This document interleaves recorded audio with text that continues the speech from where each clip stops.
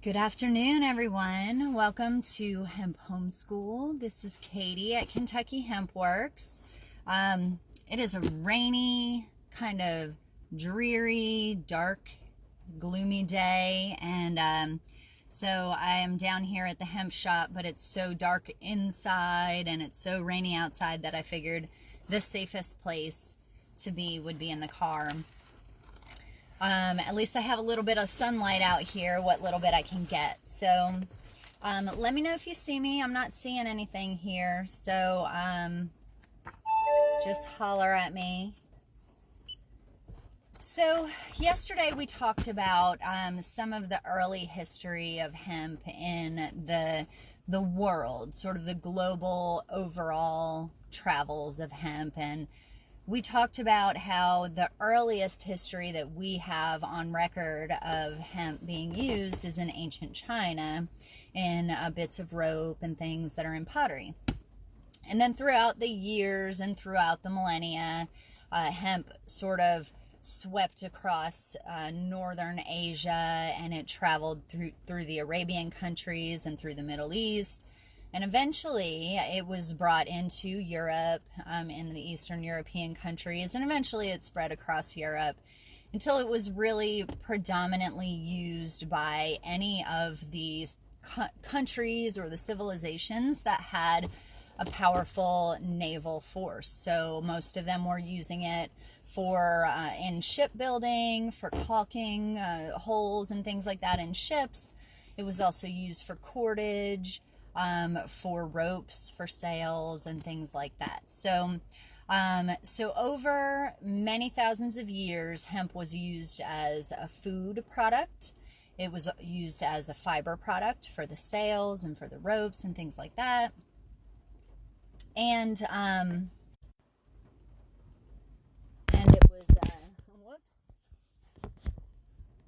it was used as medicine. So I'm just trying to see what's going on here with my live video. Seems like I'm not really sure what's going on, but anyway. So throughout history, hemp is used for all these different things, and then once it spread to Europe and especially to England, and then we had all these settlers coming over to the new country of America.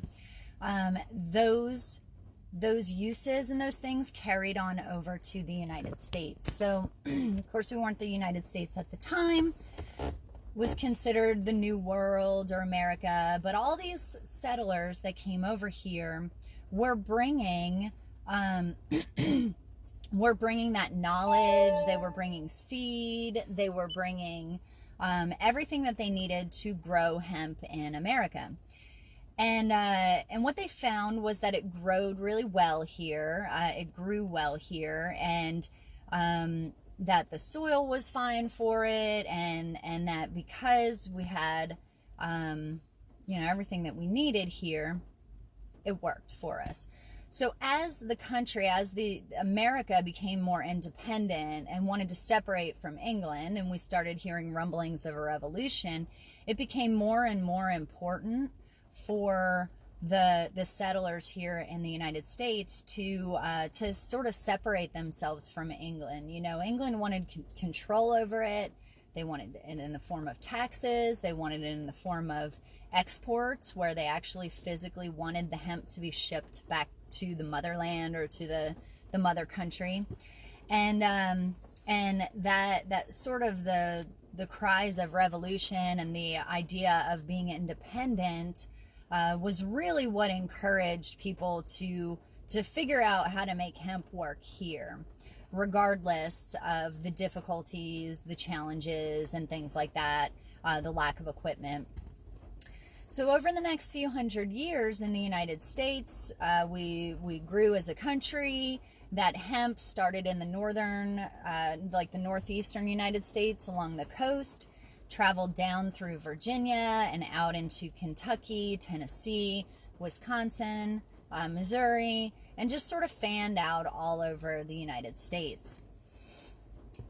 So after a long time of, we had very limited equipment. So for a long time, slaves were the main form of labor for hemp production. And if you're familiar with the process of actually breaking out the fiber from the stalks and using that for ropes, it's very labor intensive. It's very difficult work. And a lot of times only the strongest slaves on the farm were able to do that type of work.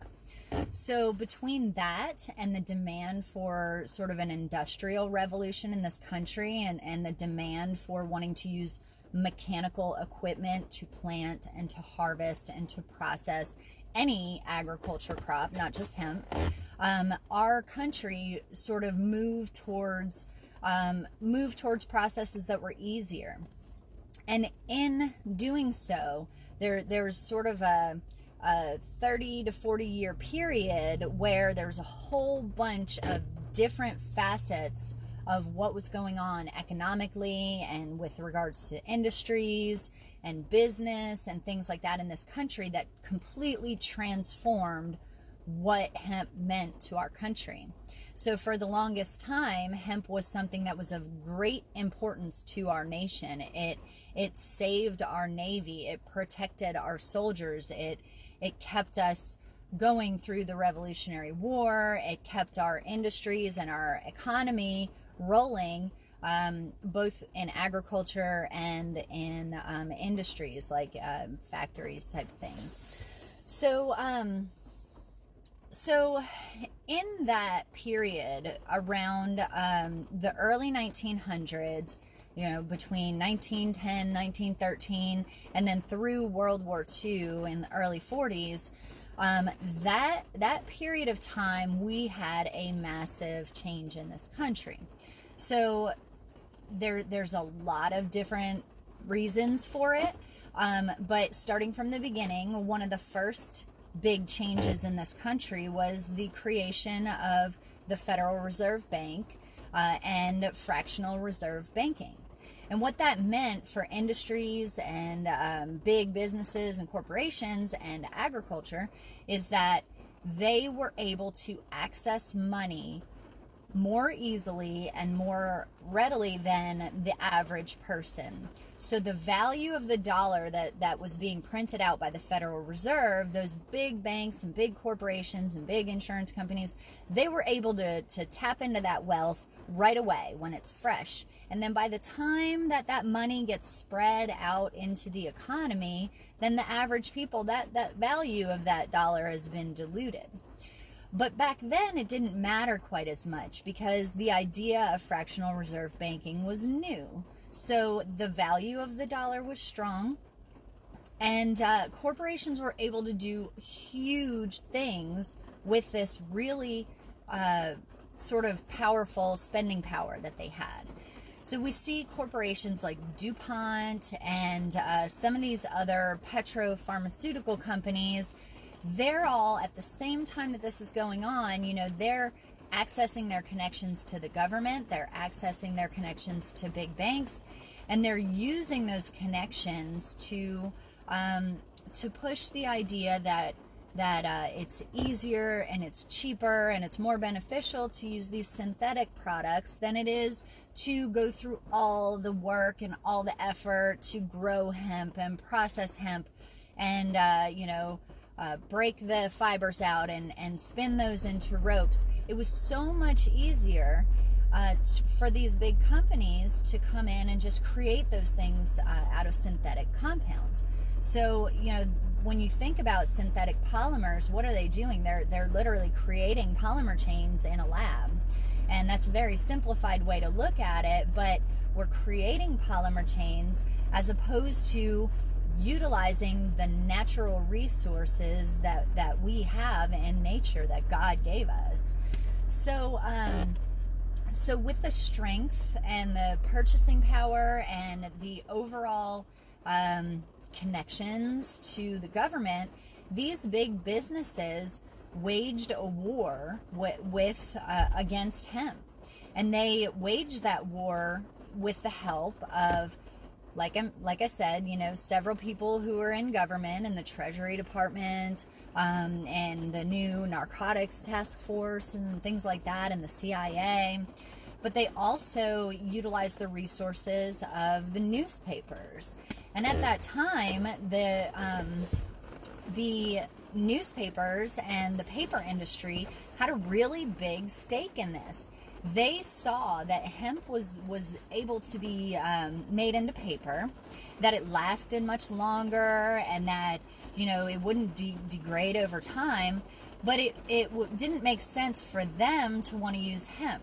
Now, why? Why didn't it make sense for them? Well, they owned all the trees. Now, they didn't own all the trees, but when you have a huge amount of land, it's covered with hardwood that you can use to make paper and sell with your paper making company, well, then obviously that's what you're going to do, because that's going to make you the most money. It's going to net you the most wealth. And it made sense for them from their perspective of wanting to succeed as a paper company. It made sense to them to try to put their competitors out of business. So that's really what happened. And so these companies come together and they're all fighting against hemp, and they're demonizing it.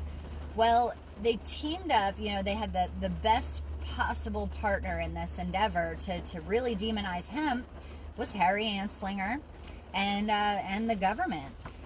So I've got out one of my books here. I want to read a little bit to you from The Emperor Wears No Clothes. And he goes into a lot of the different aspects of this conspiracy, because it wasn't just one thing. It wasn't just DuPont. It wasn't just the petropharmaceutical companies. It wasn't just the paper makers, or just the newspapers, or just the government, or just the banks.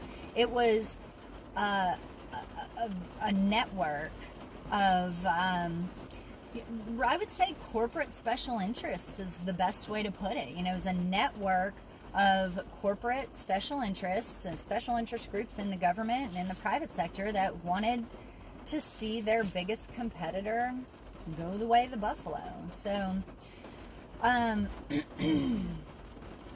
am going to read a little bit.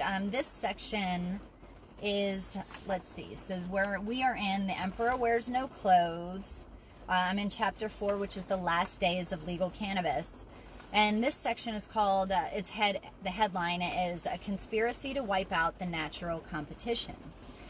So it says, in the mid-1930s, when the new mechanical hemp fiber stripping machines to conserve hemp's high cellulose pulp finally became state-of-the-art, available, and affordable, the enormous timber acreage businesses of the Hearst Paper Manufacturing Division, Kimberly-Clark, St. Regis, and virtually all other timber, paper, and large newspaper holding companies stood to lose billions of dollars and perhaps go bankrupt. Coincidentally, in 1937, DuPont had just patented processes for making plastics from oil and coal. Now, I'm just going to pause there for a minute. Just imagine if back in 1937, when DuPont patented their processes for making plastics from oil and coal, just imagine if back then in 1937, we had started making plastics from hemp. And imagine how almost 100 years later, how far our plastics industry would have come with biodegradable, renewable plastics, all made from hemp that was grown from nature, from our local farms. And just imagine that. Let's see. So they had patented their processes for making plastics from oil and coal, as well as a new sulfite process for making paper from wood pulp. Not paper from hemp, paper from wood pulp. According to DuPont's own corporate records and historians, these processes accounted for over 80% of all the company's railroad car loadings over the next 60 years into the 1990s. So you can see that these things they went on this entire time, this whole time between back in the 1930s and now, or up until, almost 10 years ago, hemp would have been a big, it would have really just rocked the boat there. So if hemp had not been made illegal, 80% of DuPont's business would never have materialized, and the great majority of the pollution, which has poisoned our northwestern and southeastern rivers, would not have occurred. In an open marketplace, hemp would have saved the majority of America's vital family farms and would probably have boosted their numbers despite the Great Depression of the 1930s. But competing against environmentally sane hemp paper and and natural plastic technology would have jeopardized the lucrative financial schemes of Hearst, DuPont, and DuPont's chief financial backer, Andrew Mellon of the Mellon Bank of Pittsburgh. So I'm going to skip forward a little bit because there was a little bit more that I wanted to read here to talk a little bit more about, Andrew Mellon. So this section is called Social Reorganization. In 1931, Mellon, in his role as Hoover's Secretary of the Treasury, appointed his future nephew-in-law, Harry J. Anslinger, to be head of the newly reorganized Federal Bureau of Narcotics and Dangerous Drugs, a post he held for the next 31 years. These industrial barons and financiers knew that machinery to cut, bale, decorticate, and process hemp paper or plastics was becoming available in the mid-1930s. Cannabis hemp would have to go. In DuPont's 1937 annual report to its stockholders, the company strongly urged continued investment in its new but not readily accepted petrochemical synthetic products. DuPont was anticipating radical changes from the revenue-raising power of government, converted into an instrument for forcing acceptance of sudden new ideas of industrial and social reorganization. So what is he getting at there? DuPont was anticipating radical changes from the revenue-raising power of government. So what does that mean? The revenue-raising power of government is simply their power to tax you for whatever it is that they want to tax you. And in this situation, it led to the formation of the Marijuana Tax Act. And what that meant was that if you were going to possess hemp, even if you were growing hemp for World War II, for the war effort, for our soldiers, you still had to register with the government. You had to pay taxes on it. And it's estimated, just from reading this section here, it's estimated that it would have cost hemp farmers, $1 million.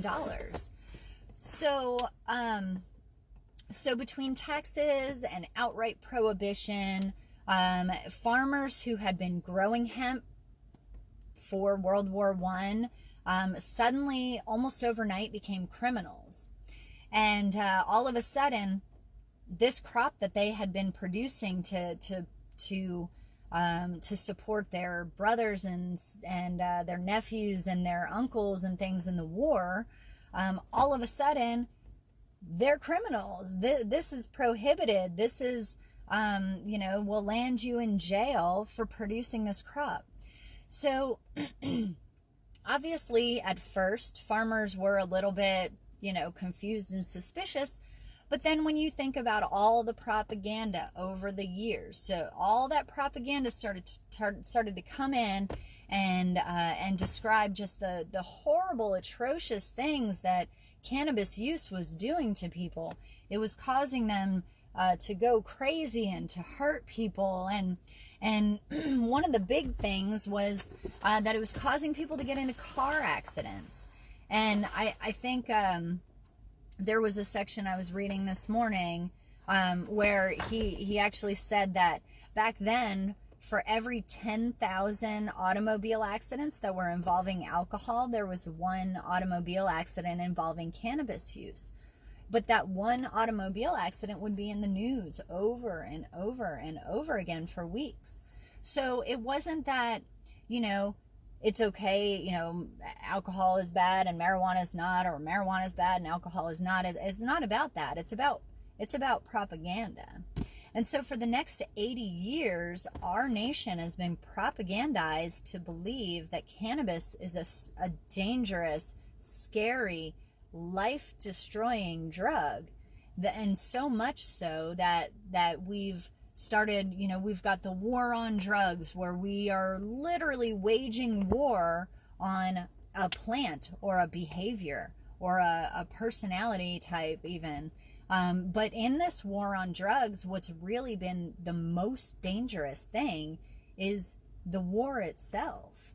You know, it's not marijuana that's locking people in cages and destroying their families and taking away their children and putting them in an abusive family. You know, marijuana didn't do that, but the war on drugs certainly did. And we're seeing now our African American communities. I think recently I saw that in Kentucky, African American males were 9 times more likely to go to jail for cannabis charges than a white male. And that's in Kentucky. We have very, you know, yes, thank you. Preach. I agree. But so here in Kentucky, you know, we don't have a huge population of African Americans compared to some places where those ratios and the number of African Americans going to jail for every white person are a lot worse than they are in Kentucky. So this is something that it's gotten so bad, you know, we're having rallies to fight back against this injustice. And the injustice doesn't come from this, you know, this sort of separation of the races. It's not about black people or white people and this, that, and the other. The idea that government can make these decisions on what you should do with your life better than we can, that's where the problem comes. The racism that's part of the war on drugs, that's inherent in government deciding that they are the ones who can wage this war better than we can in our own communities. So why aren't churches stepping up, and why can't we let the private sector do it? I won't go too far into my libertarian philosophy, but do recognize that the government, in order to make cannabis prohibited in this country, used fear and racism to persuade the American people that what they were doing was wrong, and that, you know, that it was dangerous, it was going to ruin their lives. And then what happened, they used that fear and they used that racism and they used that propaganda, and then they turned it on us. And now we're going to jail for, you know, we've got people in jail for seeds and stems in their cup holder, while at the same time other people are using iPads to place an order for medical marijuana in a dispensary. All right, so moving on past my righteous anger at the failure of the drug war,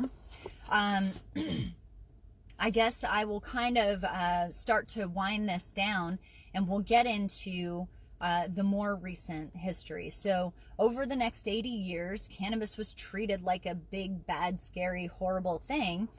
But over time, you know, in the last 20 to 30 years, there was a lot of cannabis warriors, we call them hempsters or canna warriors, who started to speak out about the importance of hemp, the importance of good food, good quality food products from cannabis, the importance of cannabis as medicine. And some of these people are completely famous. Like, you know them: Woody Harrelson, Willie Nelson, Melissa Etheridge, Snoop Dogg. You know, all of these people, they use their extensive reach and their networks and their celebrity status to start to really spread the word that maybe this isn't such a bad thing after all. You know, maybe it's not the cannabis that's destroying lives, but the war on cannabis that's destroying lives. And so we saw that here in Kentucky. We had a couple of guys, one of whom I mentioned before, and that's Gatewood Galbraith. He was, I would say, one of the biggest voices for cannabis in Kentucky. And Gatewood became friends with Willie Nelson. He became friends with Woody Harrelson. Craig Lee is another Kentuckian, sort of a legend here in Kentucky. Gatewood and Craig were good friends. And so Gatewood used their celebrity status and their extensive network to broaden his reach here in Kentucky. So he was, out running around running for office. He ran for office multiple times. He ran for attorney general and governor. He ran for Congress. And every time he did it, he's got Willie Nelson's going from one end of the state to the other in a hemp-powered diesel vehicle. And, Willie Nelson is here with him planting seeds on the lawn of the Capitol. And he elevated that conversation where some people may have, they might have teased him for talking about something that was considered, it's kind of a touchy subject, it's a little controversial, and they might have teased him. But really, he elevated that conversation beyond what anybody else in the state did. So he continued to toot the horn for cannabis in Kentucky. He talked about hemp. He talked about medical marijuana. And then over the years, we saw some minor changes, but we never really saw anything huge until around 2007. So I think I'll probably end it right about here. And I think tomorrow we'll start from around 2001 in Kentucky, when some of these amazing pioneers in the hemp industry had organized the Kentucky Hemp Growers Cooperative Association and organized the Kentucky Industrial Hemp Commission. And both of those things happened around the 2001, and that sort of set the stage for what happened 7 years later, 6 years later. So that's where I'll finish up today. Tomorrow, this kind of like politics and history, I'm really only scratching the surface of it, but it's still taking a lot longer than what I thought it would. But there's a lot to talk about, and a lot has happened in the last 100 years with this plant. So I will see you all tomorrow. Thank you so much for coming, and I look forward to seeing you then. Bye.